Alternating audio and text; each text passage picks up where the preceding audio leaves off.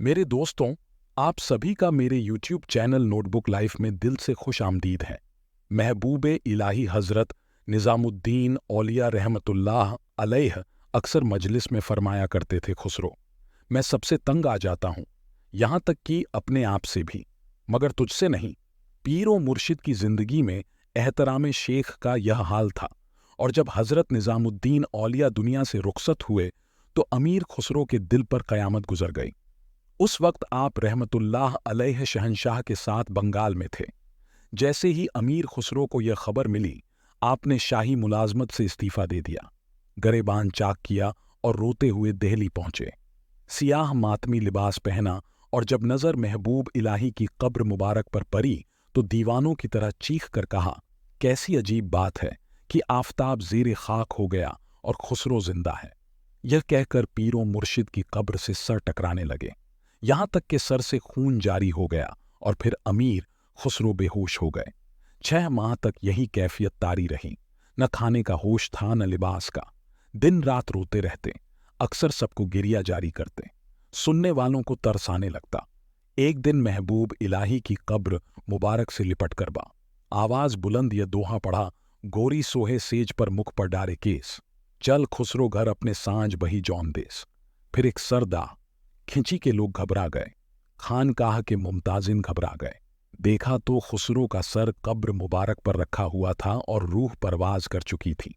अगर हम तारीख़ आलम का मुतालिया करें तो पूरी दुनिया में मोहब्बत की ऐसी चंद ही मिसालें मिल सकेंगी। यह अमीर खुसरो की नाकाबिले बयान मोहब्बत ही थी जिसके सबब हज़रत निज़ामुद्दीन औलिया ने विसाल के वक्त फरमाया था, अगर कोई मेरी कब्र पर आना चाहे तो उसके लिए लाजिम है कि पहले खुसरो के मज़ार पर हाजिरी दे।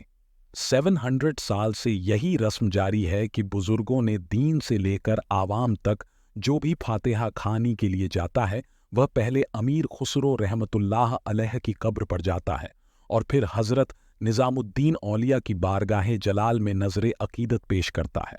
फाके हिंद ने खुसरो जैसा इंसान आज तक नहीं देखा और यह हमा सिफत इंसान भी हज़रत महबूब इलाही के ग़ुलामों में शामिल था।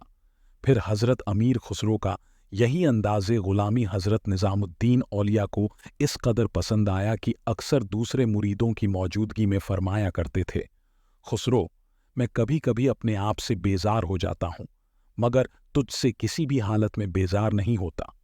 मुरीदों और खिदमतगारों ने यह मंजर भी अपनी आंखों से देखा। हज़रत महबूब इलाही निस के सन्नाटे में कभी कभी इन अल्फाज में दुआ किया करते थे, ए अल्लाह, मुझे इस सोच के सदक़े में बख्श दे जो खुसरो के सीने में पोशीदा है। इसी सोच ने हज़रत अमीर खुसरो को पीर मुर्शिद की नज़र में एक मुंद फरीद मुकाम अता कर रखा था। हज़रत निज़ामुद्दीन औलिया का मामूल था कि जब आप नमाज़े ईशा के हुजरा मुबारक में तशरीफ़ ले जाते तो फिर किसी खादिम या मुरीद को अंदर आने की इजाज़त नहीं थी। यहाँ तक कि हज़रत निज़ामुद्दीन औलिया खुद किसी को तलब न करें, मगर हज़रत अमीर खुसरो को इजाज़त थी कि वह किसी भी वक्त पीर मुर्शिद की खिदमत में हाजिर हो सकते थे। इसी वजह से अगर किसी मुरीद को किसी मामले में यह शक हो जाता कि पीर मुर्शिद उसकी बात नहीं मानेंगे तो वह हज़रत अमीर खुसरो से सिफारिश कराता एक वाक्य के सिवा। हज़रत निज़ामुद्दीन औलिया ने हज़रत अमीर खुसरो की सिफारिश को नहीं टाला। इस तारीख उस वाक़े का जिक्र कुछ यूं है कि जब अलाउद्दीन खिलजी ने हज़रत महबूब इलाही की खिदमत में हाजिर होने के लिए हज़रत अमीर खुसरो की सिफारिश का सहारा लिया, बस इसी एक मौके पर हज़रत निज़ामुद्दीन औलिया ने नागवार लहजे में फरमाया था, खुसरो, हमसे बेजा ज़िद न किया करो। हालांकि सैयद नसीरुद्दीन महमूद हज़रत निज़ामुद्दीन औलिया के खलीफा अकबर थे, मगर एक दिन आप रहमतुल्लाह अलैह को भी हज़रत अमीर खुसरो की सिफारिश की ज़रूरत पेश आई। वाक़या कुछ यूं है कि हज़रत सैयद नसीरुद्दीन महमूद रहमतुल्लाह अलैह पीर मुर्शिद से इजाज़त लेकर अपनी बड़ी बहन से मिलने के लिए अवध तशरीफ़ ले जाते थे। यह वह ज़माना था कि जब हज़रत सैयद नसीरुद्दीन महमूद के रूहानी कमाला की शोहरत दूर दूर तक फैल चुकी थी।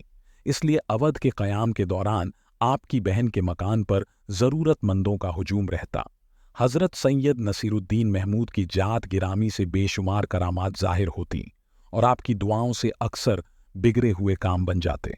اس لیے آپ کی آمد کی خبر سن کر حلقے خدا امڑتی، مگر حضرت سید نصیر الدین محمود کسی قسم کی مرد و نمائش کو پسند نہیں فرماتے تھے، اور نہ آپ رحمت اللہ علیہ کی یہ عادت تھی کہ کسی حاجت مند کو خالی لوٹ آتے۔ آخر اس کشمکش کا ایک ہی نتیجہ برآمد ہوتا کہ حضرت سید نصیر الدین کو ایک سوئی کے ساتھ ذکر الہی کی فرصت نہ ملتی اور اپنی طبیعت پر ایک عجیب ناک بوجھ محسوس کرنے لگتے۔ آپ نے کئی بار سوچا کہ مخلوق کے خدا سے دامن چھڑا کر کسی جنگل میں چلے جائیں اور دنیا کی نظروں سے پوشیدہ ہو کر اپنے خالق کو یاد کریں، مگر ہر بار آپ رحمت اللہ علیہ کو حضرت نظام الدین اولیاء کا یہ حکم یاد آ جاتا ہے: اے سید زادے انسانوں کے ہجوم سے گھبرا کر جنگل کی طرف نہ بھاگ، اللہ تجھے ویرانوں اور بیابان میں نہیں اپنی مخلوق کے دھام میں نظر آئے گا۔ علامہ اقبال رحمت اللہ علیہ نے اپنے ایک شعر میں اسی طرف یوں اشارہ کیا ہے: خدا کے عاشق تو ہیں، ہزاروں بنوں میں پھرتے ہیں، مارے مارے میں اس کا بندہ بنوں گا جس کو خدا کے بندوں سے پیار ہوگا۔ پھر یوں ہوتا کہ حضرت سید نصیر الدین محمود کو پیر مرشد کا قول مبارک یاد آ جاتا اور آپ رحمت اللہ علیہ ترک دنیا کا ارادہ ترک کر دیتے، مگر طبیعت کی یہ رانی کسی طرح دور نہ ہوتی۔ آخر ایک دن آپ رحمت اللہ علیہ نے حضرت امیر خسرو سے کہا: پیروں مرشد کی بارگاہ میں میری سفارش کرو کہ مخلوق کے خدا کے ہجوم سے بچنے کے لیے مجھے کسی صحرا میں عبادت کی اجازت دی جائے۔ حضرت امیر خسرو نے آپ کی اس کہاہش کو حضرت نظام الدین اولیاء کے حضور پیش کر دیا۔